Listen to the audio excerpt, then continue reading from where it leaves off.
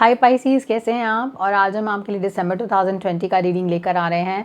आपके साइन के साथ दिसंबर 2020 के सभी रीडिंग्स कंप्लीट हो गए हैं और सभी चैनल पर अवेलेबल हैं। आज शाम तक सारे वीडियोस अवेलेबल होंगे। ऑल्सो रीडिंग स्टार्ट करने से पहले आपको बता देना चाहती हूँ कि इस बार हम रिलेशनशिप रीडिंग्स रिकॉर्डेड सेशन नहीं करने वाले हैं। इस बार हम रिलेशनशिप रीडिंग्स लाइव सेशन में करेंगे। हर साइन के लिए 2 साइन हम लोग एक दिन में कवर करेंगे और लाइव सेशंस में आप end of the session questions भी पूछ सकते हैं।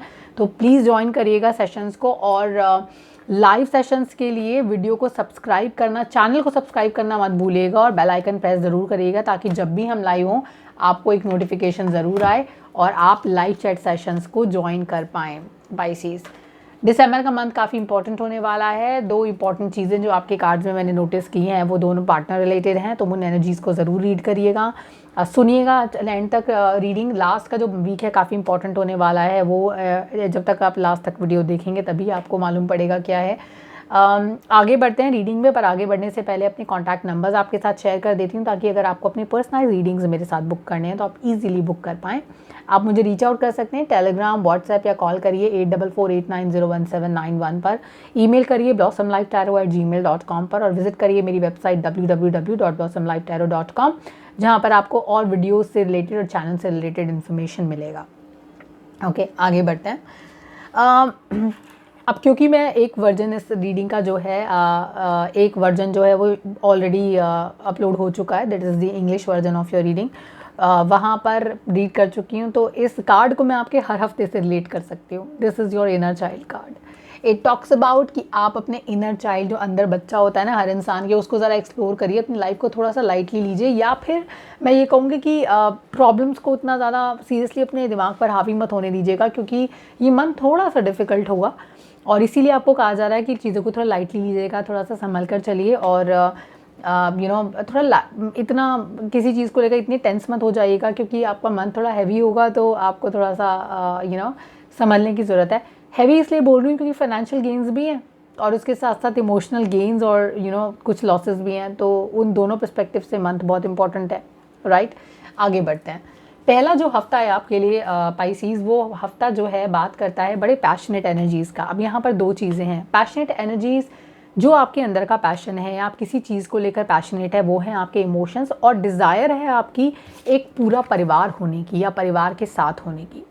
या तो पाइसीज आप परिवार से दूर हैं, एक ये सिचुएशन में है कुछ पाइसीज के साथ जो लोग परिवार से दूर हैं और परिवार के साथ होना चाहते हैं।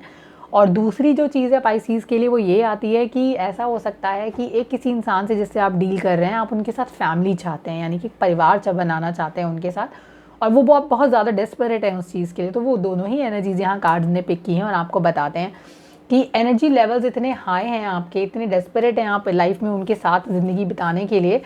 इसीलिए आपको फेरी कार्ड, जो पहला कार्ड आया, वो बोलता है please explore your inner child. अपने अंदर जो बच्चा है उसको जगाइए और अपनी लाइफ को थोड़ा सा आसान बनाइए अपने लिए, वो आपके लिए बहुत ज़रूरी है। तो अगेन पहले कार्ड के साथ आपका पहला जो वीक है वो काफ़ी वेल कनेक्टेड है इन्हीं एनर्जीज़ के साथ। अब क्योंकि आपके डिज़ायर्स हैं इंसान के साथ रहने के, किस तरह का इंसान है ज़रा वो भी जान लेते हैं। सेकेंड हफ्ते में जो है, सेकेंड वीक में दिसंबर की, उनकी पर्सनैलिटी बहुत ज़्यादा हाइपर होकर सामने निकल कर आती है, बहुत ट्रांसपेरेंट हो जाती है उनकी पर्सनैलिटी। और आपको क्या समझ में आता है उनकी पर्सनैलिटी से? आपको ये समझ में आता है कि देखिए, वो जो इंसान है अपने आप को किसी सुपरस्टार से कम नहीं समझते हैं। रीज़न उनका कैपेबिलिटीज़ नहीं है, कॉम्पिटेंसी नहीं है, उनके लुक्स हैं, अट्रैक्शन है कि मैं बहुत अच्छा दिखता हूँ या दिखती हूँ, इसलिए वो अपने आप को इतना ओवर कॉन्फिडेंट हैं कि उनको ऐसा लगता है कि आपको बस आंख बंद करके उनके पीछे पीछे चलते रहना चाहिए, जो वो कहते हैं वो करते रहिए। अगर आप ऐसा करते हैं तो आप अच्छे इंसान हैं उनके लिए, नहीं करते हैं then you are a bad person. ऐसे लोगों से दूर रहना चाहिए।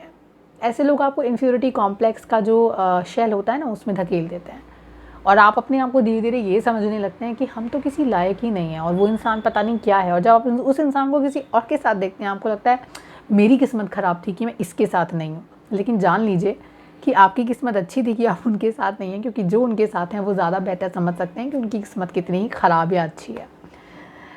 जजमेंटल नहीं हूँ यहाँ पे, आपकी एनर्जीज़ एक्चुअली कुछ इस तरह के हैं इस इंसान के, क्योंकि ये बहुत कोल्ड एनर्जी है, बहुत ज़्यादा हार्श होते हैं और इनको लोगों के सेंटिमेंट से कुछ ज़्यादा लेना देना नहीं होता है। मुझे लगता है आपको थोड़ा सा संभल कर रहना चाहिए यहाँ पर, क्योंकि ये आपके एग्जिस्टेंस को चैलेंज कर रहे हैं आप, और आप खुद अपने एग्जिस्टेंस को चैलेंज कर रहे हैं यहाँ पे कि मेरा अस्तित्व खुद का क्या है। आपको अपने अस्तित्व पे क्वेश्चन मार्क लगा दिया आपने इनकी वजह से, इसलिए आपको कह रही हूँ इनसे थोड़ी दूरी बना कर रखिए।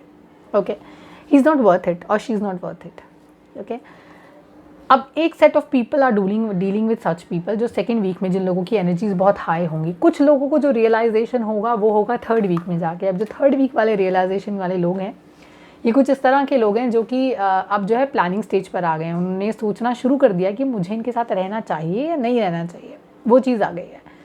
क्योंकि जहाँ पहले सेट वाले जो लोग हैं सेकेंड वीक में, जिनको पर्सनैलिटी आइडेंटिफाई हो रही है अपने पार्टनर की ऐसे कि आप बहुत कोल्ड हैं या आप मेरे इमोशंस को नहीं समझ पाते हैं, और Pisces is a very emotional sign, बहुत इमोशनल साइन होता है पाइसीज़। वही लोग ऐसे एक सेट से भी डील कर रहे हैं जो लोग काफ़ी कंजर्वेटिव हैं, अथॉरिटेटिव है नेचर के अंदर। मतलब वो लोग होते हैं ना जो अपनी बात कही हुई पर अगर आप नहीं चलते हैं तो फिर आप जो हैं, या मैं कंजर्वेटिव कहना ज़्यादा सही रहेगा, क्योंकि वो लोग होते हैं जो समाज के बनाए हुए नियमों को कभी तोड़ नहीं पाते हैं।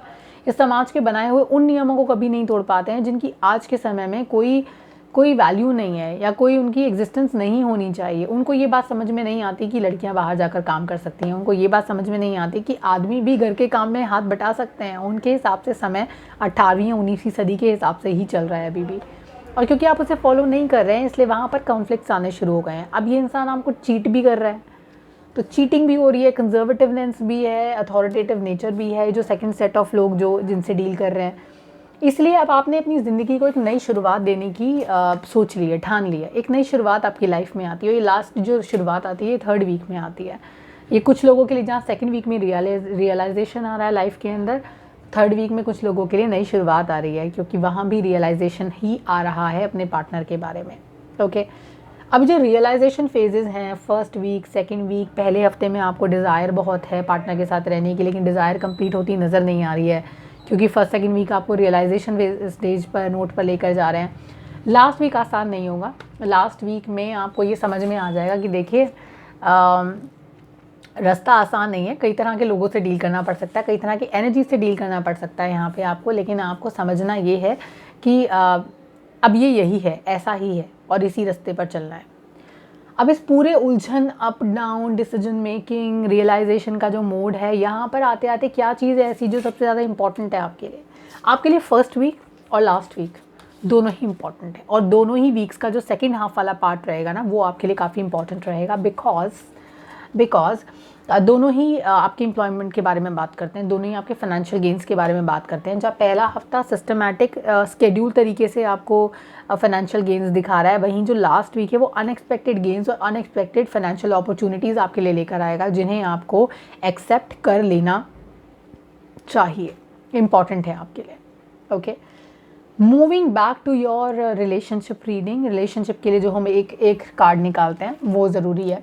आपके दिमाग में ऑलरेडी कोई इंसान है जिसको आप डेट करना चाहते हैं या जिनसे मिलना चाहते हैं, वो जो इंसान है उनके साथ आप मिलेंगे और वहीं से आप ज़िंदगी की शुरुआत कर सकते हैं। दो रास्ते हैं आपके पास, या तो अभी जो एग्जिस्टिंग पर्सन है उनके साथ कॉम्प्रोमाइज़ कर लीजिए और उन्हीं के साथ ज़िंदगी को आगे बढ़ाइए, या फिर अपने साथ अपनी ज़िंदगी को आगे बढ़ाइए। आप अपनी ज़िंदगी को एक नई शुरुआत दे सकते हैं, जहाँ पर आप हैं वहीं से शुरुआत कर सकते हैं। ओके, तो ये रिलेशनशिप्स पर भी अप्लाई करता है, ये आपकी ओवरऑल ज़िंदगी पर भी अप्लाई करता है। तो प्लीज़ अकॉर्डिंगली अपने डिसीजंस लीजिएगा पाइसीज़। ये इंपॉर्टेंट डिसीजन होगा आपकी लाइफ का। दिसंबर एक माइलस्टोन की तरह साबित होगा आपकी लाइफ में, क्योंकि जो आपका 2021 टू आगे जितनी भी ऑनवर्ड्स लाइफ है उसको डिफ़ाइन करेगा या रीडिफ़ाइन करेगा, ये बोलना चाहिए मुझे। इस मंथ में आपके इंटेंशंस बहुत स्ट्रॉन्ग हो, इंट्यूशंस बहुत स्ट्रॉन्ग होंगे, और अगर आपके इंट्यूशंस आपको कुछ कहते हैं, आपका दिल आपसे कहता है इस चीज़ को करिए या मत करिए, उस डिसीजन को ज़रूर सुनिएगा, क्योंकि वो आपके फेरी एंजल्स के आपको तरीके होते हैं बताने के लिए कि ये चीज़ें आपको करनी चाहिए या ये चीज़ें आपको नहीं करनी चाहिए। उसके अलावा थोड़ा सा नेचर से भी कनेक्ट करिए और वॉक के लिए जाइए, ग्रीनरी से थोड़ा सा कनेक्टेड रहिए, उससे भी आपको काफ़ी फ़ायदे होंगे, बहुत बहुत फ़ायदे होंगे। ओके, तो अपना ध्यान रखिए, अपने परिवार का ध्यान रखिए, खुश रहिए पाइसीज़। बहुत ही इंपॉर्टेंट, बहुत ही ज़्यादा माइलस्टोन एस्टेब्लिश करने वाला मंथ है आपके लिए।